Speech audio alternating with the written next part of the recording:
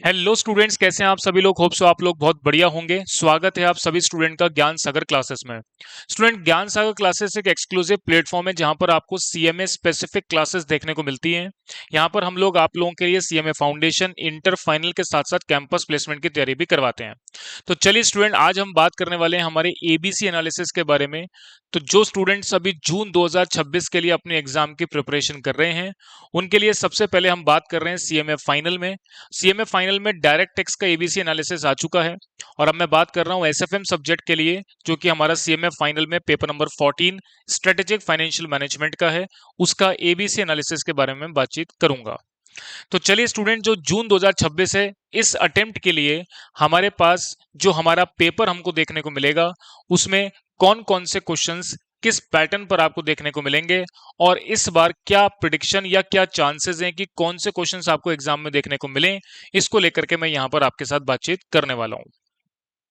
Students, एक छोटी सी बात मैं आपको पहले और कर लेता हूं कि जैसा कि अभी आपने देखा हो कि सीए फाइनल का एसएफएम का paper out of the box जैसा कि बोलने में आ रहा है, और बहुत डिफिकल्ट पेपर आया है। उससे कई स्टूडेंट्स मेरे से सवाल ऐसा भी कर रहे हैं कि क्या सर सीएमए फाइनल में ऐसा पॉसिबल है। नहीं, आप इस तरीके की चीजें मत कंसीडर करें, इस तरीके के वीडियो ना देखें। सीएमए फाइनल के अंदर एसएफएम का पेपर जिस ट्रेंड पर आता है, उसी ट्रेंड पर आपको देखने को मिलेगा। इतना ज्यादा डिफिकल्ट या इस तरीके की डिफिकल्टी लेवल जो हमारे मॉड्यूल में ही नहीं है, ऐसा कुछ देखने को नहीं मिलेगा। तो आप लोग अपनी नॉर्मल तैयारी रखें, नॉर्मल प्रिपरेशन करते रहें। अब स्टूडेंट्स, बात करते हैं हम हमारे पेपर नंबर 14 एसएफएम के एबीसी एनालिसिस के बारे में। देखिए, एबीसी एनालिसिस में यहां पर मैं बातचीत करूंगा कि ए कैटेगरी बी कैटेगरी के बारे में बातचीत ना करके मैं डायरेक्टली बात करूंगा कि पेपर हमारा कैसा बनेगा। क्योंकि यहां पर मैं बात करूं एसएफएम में जितने भी सारे टॉपिक्स हैं, सारे ही टॉपिक आपके एग्जाम के अंदर पूछे जाते हैं, यानी हर एक चैप्टर आपको एग्जाम में देखने को मिलेगा। अब इसमें हमारा जो पेपर है, उसमें पहला जो क्वेश्चन रहता है स्टूडेंट्स, वो कंपलसरी पार्ट में रहता है, जिसमें 15 क्वेश्चन और हर एक क्वेश्चन 2 मार्क्स का रहता है। तो इस प्रकार से 30 मार्क्स की कवरेज आपको यहां पर देखने को मिलती है। इसके बाद जो बाकी रिमेनिंग 70 मार्क्स का पेपर आपका रहता है, उसमें 7 क्वेश्चन में से आपको 5 अटेम्प्ट करने होते हैं, और हर एक क्वेश्चन का वेट जो है 14 मार्क्स का है। तो इस प्रकार से 70 मार्क्स की कवरेज आपको रहती है। अब 7 में से कौन से 5 करे जाएं, कौन से 2 छोड़े जाएं, इसकी स्मार्ट अप्रोच क्या होनी चाहिए स्टूडेंट्स, में इसके बारे में भी डिस्कस करूंगा। तो पहले तो हम ये जानते हैं कि हमारा पेपर किस तरीके का रहने वाला है। तो स्टूडेंट, पहला क्वेश्चन तो मैंने आपको जैसा कि बताया कंपलसरी पार्ट में है। उसके बाद अगला सेक्शन जो है वो हमारा कैपिटल बजटिंग और लीजिंग का है। कैपिटल बजटिंग में जो क्वेश्चन आपको देखने को मिलेगा, वो मैं आपको बता दूं, रिप्लेसमेंट का सवाल देखने को मिलेगा, या नॉर्मल एनपीवी की कैलकुलेशन को लेकर के सवाल मिलेगा। लीजिंग के अंदर स्टूडेंट्स बात करते हैं तो एक लेसर का पॉइंट ऑफ व्यू होता है, और एक लेसी के पॉइंट ऑफ व्यू से हम लीजिंग डिसीजन लेते हैं। तो इस बार हो सकता है ब्रेक इवन लीज रेंटल या लेसर के पॉइंट ऑफ व्यू से आपको क्वेश्चन देखने को मिले। तो पिछली बार लेसी का पॉइंट ऑफ व्यू आया था, तो इस बार लेसर के पॉइंट ऑफ व्यू से सवाल देखने को मिलेगा। तो उसके लिए जरूर से आप प्रिपरेशन करें। इसके बाद स्टूडेंट बात करते हैं रिस्क एनालिसिस वाला, जो एडवांस कैपिटल बजटिंग का पार्ट है। उसमें इस बार के हिसाब से मैं जो प्रिडिक्शन की बात करता हूं, तो वो है एक तो डिसीजन ट्री एनालिसिस। क्या बात करी मैंने? देखिए, एक बात मैंने करी कि रिस्क एनालिसिस वाले सेक्शन में एक तो डिसीजन डिसीजन ट्री वाला जो अपना क्वेश्चन बनता है, डिसीजन ट्री एनालिसिस,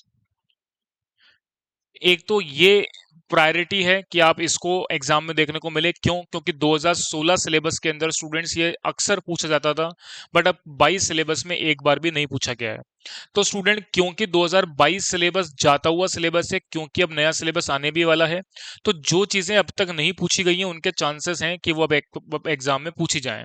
तो डिसीजन ट्री एनालिसिस मेरे लिए फर्स्ट प्रायोरिटी है कि हो सकता है इसका सवाल आपको देखने को मिले। इसके अलावा एक सेंसिटिविटी एनालिसिस का सवाल भी आपको देखने को मिल सकता है। सेंसिटिविटी एनालिसिस या सिनेरियो एनालिसिस का सवाल भी आपको देखने को मिल सकता है। तो फर्स्ट प्रायोरिटी पे डिसीजन ट्री को जरूर से पढ़ें। उसके बाद सेंसिटिविटी या सिनेरियो एनालिसिस में सवाल आपको देखने को मिलेगा, अकॉर्डिंगली आप प्रिपरेशन करेंगे।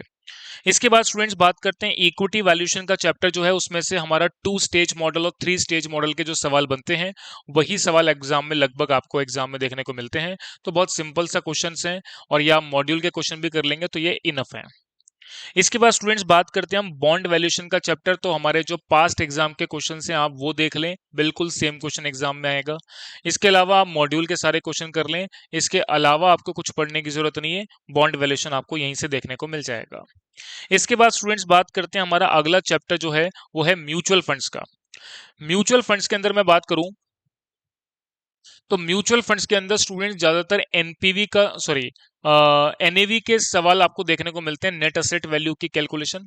इसके अलावा आपको रेशियोज में Sharpe ratio, Treynor ratio, Johnson alpha के सवाल देखने को मिलते हैं।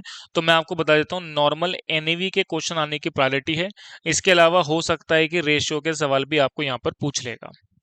इसके बाद स्टूडेंट्स बात करते हैं पोर्टफोलियो वाले चैप्टर में। तो एक सवाल आपका मॉडर्न पोर्टफोलियो थ्योरी से आता है और एक सवाल आपका कैपिटल मार्केट थ्योरी से आपको सवाल देखने को मिलता है।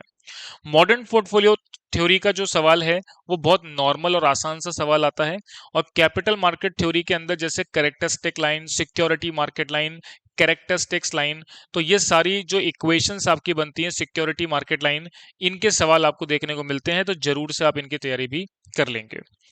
इसके बाद अब स्टूडेंट्स आते हैं डेरिवेटिव वाले सेक्शन में।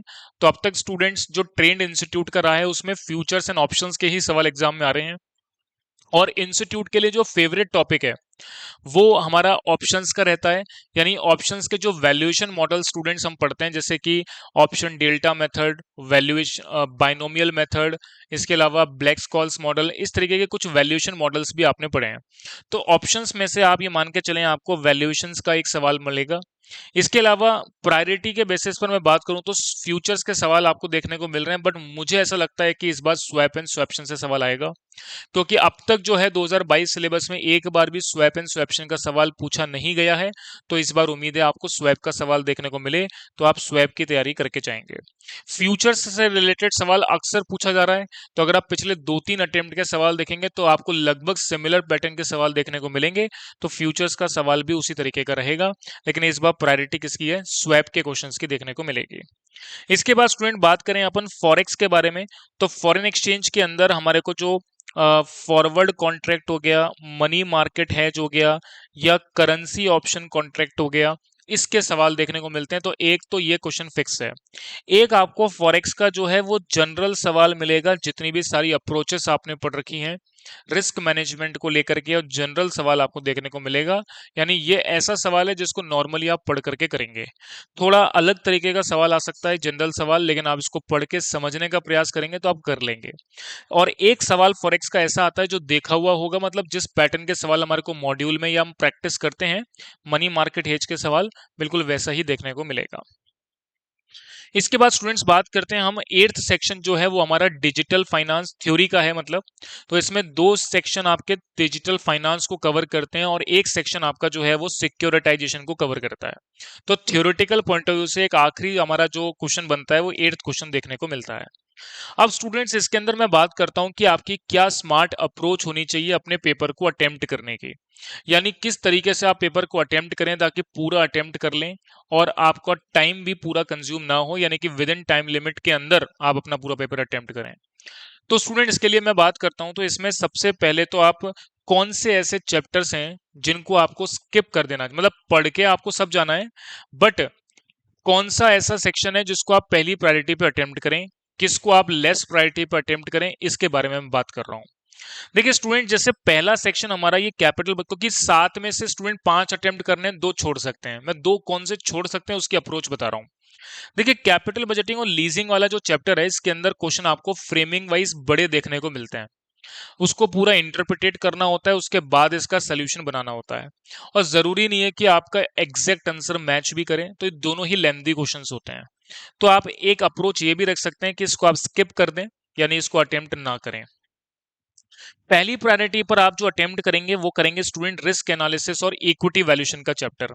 देखिए रिस्क एनालिसिस और इक्विटी वैल्यूएशन का जो चैप्टर है ये आसान है, जल्दी अटेम्प्ट हो जाएगा। दूसरी प्रायोरिटी पर आप रखेंगे बॉन्ड वैल्यूएशन और म्यूचुअल फंड का सवाल। तीसरी प्रायोरिटी पर आप रखेंगे पोर्टफोलियो का सवाल, क्योंकि पोर्टफोलियो सारा जो चैप्टर है वो फॉर्मूला बेस्ड चैप्टर है, तो अकॉर्डिंगली आप इसको जल्दी अटेम्प्ट कर पाएंगे।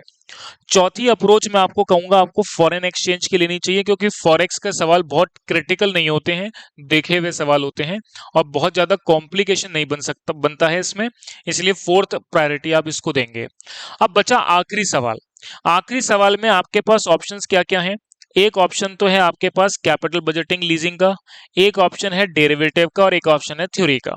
देखिए मैं आपको कहता हूं कि थ्योरी आप लेस प्रायोरिटी पे रखें, क्योंकि जरूरी नहीं है आपको पूरा उसके मार्क्स मिले, और प्रैक्टिकल में अगर आपने क्वेश्चन सही किया है तो लगभग चांसेस होते हैं कि आपको पूरे नंबर मिल जाएं। तो इसमें आप अपनी अप्रोच के हिसाब से देख सकते हैं कि कौन सा आपको अटेम्प्ट करना है। मान लीजिए आपका कोई भी एक सेक्शन आपको ऐसा लगता है कि वो डिफिकल्ट है, नहीं आएगा, तो आप थ्योरी अटेम्प्ट कर लें। अदरवाइज आप कैपिटल बस्टिंग लीजिंग या डेरिवेटिव में से कोई भी ऑप्शन ऑप्ट कर सकते हैं। अगर स्वैप का सवाल आता है स्टूडेंट तो बहुत ही आसान आएगा, इसका मतलब आप उसको अटेम्प्ट करोगे ही। और ऑप्शन में वैल्यूएशन मॉडल एक ही टाइप के सवाल बनते हैं जो पिछले 3-4 अटेम्प्ट में सिमिलर टाइप के क्वेश्चन आ रहे हैं, तो मैं समझता हूं कि आपको डेरिवेटिव अटेम्प्ट करना चाहिए। और फिर भी मान लीजिए कोई भी एक सेक्शन ऐसा मिलता है आपको जिसके अंदर बहुत डिफिकल्ट क्वेश्चन आ गया, मान लो for example bond valuation mutual fund से कोई बहुत एक्सट्रीम डिफिकल्ट क्वेश्चन पूछ लिया जो समझ ही नहीं आ रहा, अब ऐसे केस में फिर आपको बाकी अप्रोचेस के आधार पर कैपिटल बस्टिंग लीजिंग या अदर क्वेश्चंस को अटेम्प्ट करना पड़ेगा। तो स्टूडेंट मैंने एक जनरल अप्रोच के हिसाब से आपको क्वेश्चन बताया कि किस तरीके से आपको अटेम्प्ट करना है। तो ये 4 क्वेश्चन तो आपको प्रायोरिटी बेसिस पर पहले ही लेने हैं, 5वें के लिए आप अपने चॉइस के हिसाब से सिलेक्शन बना सकते हैं। स्टूडेंट होप सो मेरी बातें आपको सारी समझ आई होंगी। फिर भी अगर आपको ऐसा लगता है कि कोई बात ऐसी रह गई है, आपको कुछ पूछनी है, तो नीचे कमेंट सेक्शन में आप पूछ सकते हैं, मैं उसका रिप्लाई आपको कर दूंगा। तो स्टूडेंट्स मैं उम्मीद करता हूं कि आपकी तैयारी बढ़िया चल रही होगी और अच्छे से आप पढ़ रहे होंगे। इसके अलावा आप अपनी तैयारी को बढ़िया तरीके से रखें। मल्टीपल टाइम्स रिवीजन और मल्टीपल टेस्ट ही सक्सेस का सबसे बड़ा पॉइंट होता है। तो जितना मल्टीपल रिवीजन्स और टेस्ट अगर आपने दिए हैं तो वो आपके एग्जाम को इंश्योर करेगा आपको पास करने में। तो स्टूडेंट्स इस जून 2026 अटेम्प्ट के लिए आपको ऑल द बेस्ट। अच्छे से आपको पेपर करना है। मैं बता देता हूं कोई ऐसा डिफिकल्ट पेपर नहीं बनेगा जैसा सीए के अंदर अभी इस बार बना है, तो आप निश्चिंत रहें और अपनी तैयारी करते रहें। तो स्टूडेंट्स ऑल द बेस्ट आपको एग्जाम के लिए। तो यहां तक की बात सारी अपनी कंप्लीट हो गई है। अब आज के इस सेशन में मैं इतना रखता हूं। Thank you very much.